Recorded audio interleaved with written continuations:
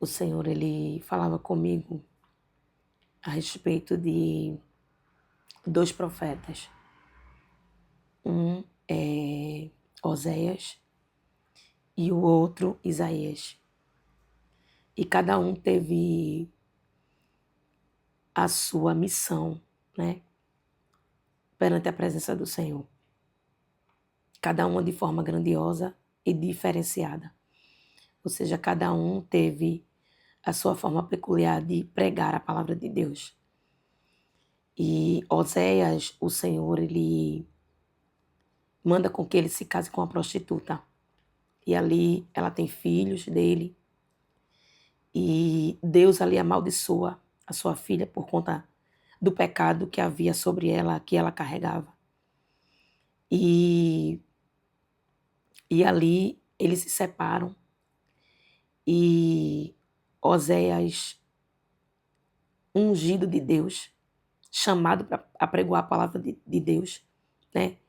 Deus fala com ele e manda com que ele case novamente com ela. Com que ele faça, né, se reconcilie com a sua esposa. E ali eles voltam. E ali Deus, ele, o que era para maldição, ele transforma em bênção. Arabachei, arabás. Porque Deus é grande e ele faz como quer.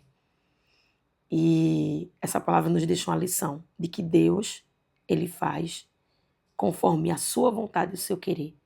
E não a quem peça. E ali Oséias continua fazendo a vontade de Deus, né? Mas antes de tudo houve um processo. Ele passou por um processo para que ele continuasse vivendo e pregando, né, a palavra de Deus, mas que antes ele vivenciasse para poder pregar. E Deus usa a condição de Oséias, o seu casamento, para explicar que assim estava o povo de Deus. A palavra dele vai dizer lá em Oséias, a palavra do Senhor. E Deus deixa transparente, né, que era sobre isso, que por conta do povo se prostituir e pecar contra o Senhor, né, a mão do Senhor desceria sobre o povo. E ali Oséias cumpre a missão. A mesma coisa Isaías. Isaías, ele passa um processo, vários processos, para pregar a palavra do Senhor. E Deus confia a Isaías algo tremendo, algo forte, né? Para que ele vivesse diante da presença do Senhor e sempre pregando a palavra de arrependimento. E trazendo profecias fortes contra os inimigos de Deus e contra o povo de Deus. Ou seja, não há diferença. Deus castiga tanto os seus inimigos quanto o seu próprio povo, os seus escolhidos, os seus chamados. E ele me deu uma palavra no capítulo 20 de Isaías, que vai dizer assim do em diante. No ano em que Tartã, enviado por Sargon, rei da Assíria, veio a Asdod e guerreou contra ela e a tomou. Nesse mesmo tempo falou o Senhor por intermédio de Isaías, filho de Amós, dizendo: vai, tira o pano de saco de teu corpo e descalça os sapatos dos teus pés, alabachei, arabás. E ele assim o fez, indo nu e descalço. Então disse o Senhor, assim como o meu servo Isaías andou 3 anos nu e descalço, por sinal e prodígio sobre o Egito e sobre a Etiópia, assim o rei da Assíria levará em cativeiro os presos do Egito e os exilados da Etiópia, tanto moços como velhos, nus e descalços, e com as nádegas descobertas, para a vergonha do Egito. O Senhor aqui, ele justifica o seu povo, né? Porque nessa época aqui os egípcios e os etíopes, né? Eles estavam escravizando o povo de Deus, né? Tratando o povo de Deus com soberania, como escravos. E aqui Deus, ele traz uma profecia através da vida de Isaías, né? E havia 3 anos, né? E foram 3 anos em que Isaías andou amando do Senhor, nu e descalço, mostrando ali o pecado, né, do povo do Senhor, o pecado dos inimigos de Deus e do povo de Deus também. Por quê? Porque o povo caiu nas mãos dos assírios e caiu nas mãos do Egito por conta do próprio povo, por conta do pecado. E ali Isaías é enviado por Deus, né, para andar nu e descalço, mostrando a vergonha do seu povo. O porquê que o povo estava sofrendo, o porquê que o povo estava cativo. Arabaxei, arabás, porque é assim que Deus faz. Ele nos faz andar conforme a nossa própria condição a qual nos colocamos. E Isaías assim o faz. No versículo 4 ele diz assim: assim o rei da Assíria levará em cativeiro os presos do Egito e os exilados da Etiópia, tanto moços como velhos, nus e descalços, ou seja, da mesma forma como o servo do Senhor andou, assim também o Senhor faria com seus inimigos.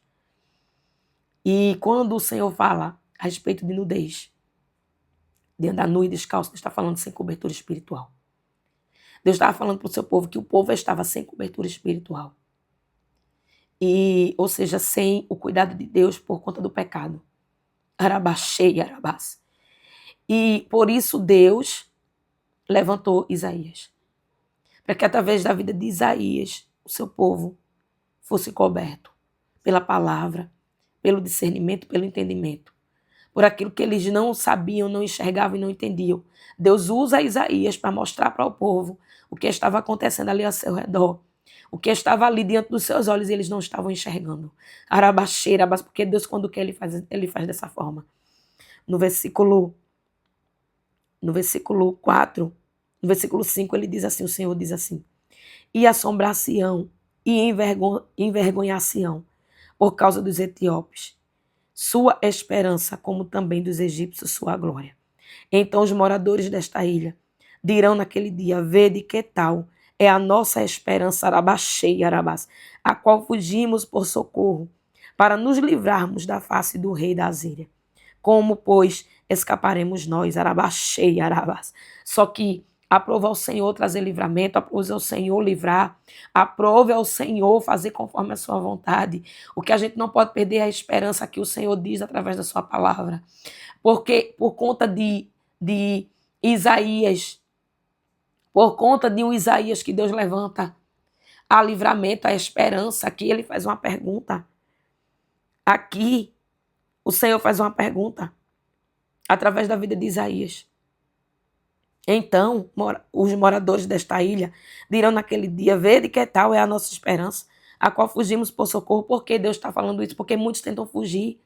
Muitos fogem, muitos têm a visão alargada, porque Deus permite, para ver se eles vão se acovardar ou vão fugir. Muitos fogem, Arabaxei, Arabás, da presença do próprio Deus. Muitos fogem porque não têm esperança. Mas aqueles que ficam, aqueles que se sujeitam à presença do Senhor, seja para morrer ou para viver, Arabaxei, Arabás, o Senhor, Arabaxei, Arabás, está dizendo hoje: há esperança, há livramento, há algo tremendo para vir, para acontecer, Arabaxei, Arabás, porque Deus não tem negócio com covarde. Deus não tem negócio com quem foge. Deus tem negócio com aqueles que ficam, com aqueles que têm esperança. Esperança em quem? No Senhor, na presença de Deus. Arabaxei, sobre a vontade e a soberania do nosso Deus. Não é a soberania do homem, não é a soberania daqueles que jaz na terra. Porque se Deus não estiver com esses, não adianta ter soberania. Não adianta se achar soberano, Arabaxei, Arabás, porque a soberania, a única que existe é a do nosso Deus, Arabaxei, Arabás. Não adianta leis sem a lei de Deus. Sem obedecer à lei de Deus. Não adianta. Porque é comprovado através da palavra de Deus que o fim virá por conta da soberania. Da soberania dos deuses. Que muitos acham que há neles. E não há. Negar a Deus é mesmo que negar a si mesmo. É mesmo que negar a você mesmo, a presença de Deus na sua vida. Sem Deus, nada podemos fazer, assim diz o Senhor. Deus me dá ordem nessa hora para dizer. A gente se acovarda às vezes até de falar. E Deus nos encoraja a falar. Deus encoraja os seus servos a falar. Deus me encoraja nesse dia a dizer: sem a soberania de Deus, nada podeis fazer. Arabaxei, Arabás. Por isso a esperança. Por isso a vida, arabaxei, arabás. Isaías, no versículo 21, no versículo não, perdão, no capítulo 21, e no versículo 7 ele diz assim: e quando vir um carro com um par de cavaleiros, um carro com jumentos e um carro com camelos, ela que observe atentamente qual grande cuidado, arabaxei, arabás. E clamou um leão, meu Senhor, sobre a torre de vigia, estou em pé, continuamente de dia e de guarda, me ponho noites inteiras. E eis agora vem um carro, com homens e um par de cavaleiros. Então respondeu e disse: caída é Babilônia, caída é. E todas as imagens de esculturas dos seus deuses quebraram-se no chão. Ah, povo meu e trigo da minha ira. O que ouvi do Senhor dos Exércitos, Deus de Israel, isso vos anunciei. Alabaxei, arabás.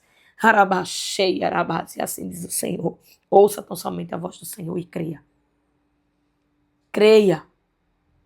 Creia. Porque se você crer, vigiar e orar, você vai continuar de pé. Até a segunda ordem. E a última palavra é a de Deus, amém? Hoje Deus tem dupla honra, ele me traz aqui Egeu. Egeu vai dizer que a glória da segunda casa será maior do que a da primeira. Arabaxei, arabás. Que assim como ele fez na vida de Oséias e na vida de Isaías, assim também ele fará sobre as nossas vidas. Amém? Que não pode eu e você deixar de crer. Mas precisamos viver a palavra de Deus. Nem sempre andar nu e descalço é vergonha, mas é honra perante a presença de Deus, aquele que obedece e que mesmo nu e descalço é honrado por Deus, anda com a honra, com a graça, a misericórdia, a glória de Deus. Está, sabe, descendo no mais profundo, porque quem tem que crescer, engrandecer e ser grande nessa terra é o Senhor.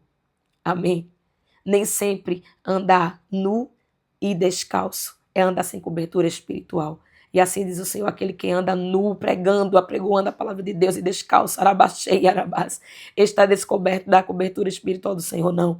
Mas ele está fazendo se cumprir a palavra de Deus, arabaxei, arabás, amando do próprio Deus, porque assim disse o Senhor, através da vida de Jesus, através de Jesus, o seu Filho, a qual ressuscitou ao terceiro dia, e farás obras maiores e maiores, ainda maiores a qual eu fiz aqui nessa terra.